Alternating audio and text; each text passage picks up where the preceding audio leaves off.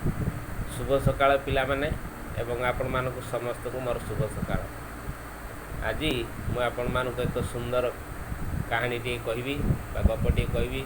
से गपटीर ना हूँ साधु बणिक। धनीराम नाम जड़े साधु बणिक थिले।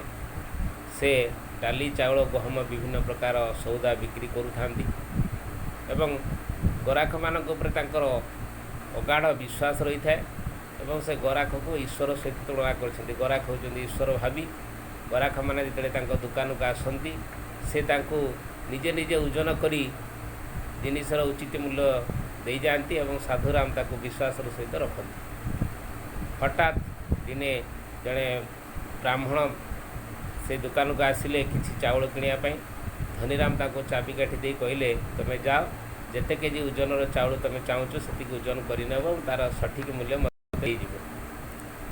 सेठू कौन है ना से ब्राह्मण जनक मन खुशी 9 किलो चाउल ओजन कले एवं दुकानी को मात्र 6 किलो चाउल पैसा देले।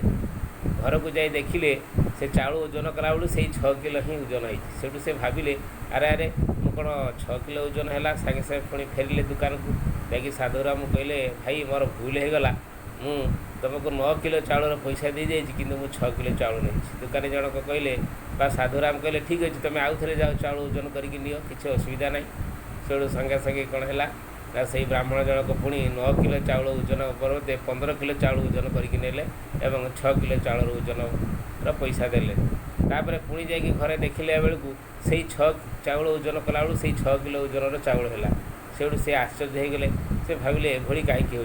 से भाविले मु ठकईकी नेउछि बोली बोधे से 6 किलो ओजन है से मोर भूल हो जाऊँगी। यह कही से दुकानी पाख गला और तार से कर भूल को स्वीकार कला और सेठू से गोटे उचित शिक्षा पाइला जे ना जीवन में केवे क्या मिछ कहवा ना कि ठकवा ना।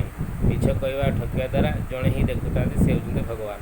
से पिला माने आपण मैंने जानवे जे आम जहाँ जिनिस किणुचे तार जदि सठिक मूल्य आम दबा ताहले भगवान ही आम उपर संतुष्ट हे। तो पिला माने केबे जीवन में मिछ कहब ना कि क्या केबे ठकब ना नहले तुमर लाइफ रे निश्चित भाव असुविधा हे। से तुम मैंने प्रत्येक दिन सत कहया चेष्टा कर केबे ठकब ना ठकवा केबे चेष्टा करिवो ना।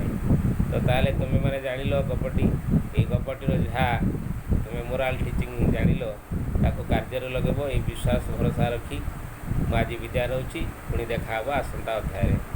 धन्यवाद।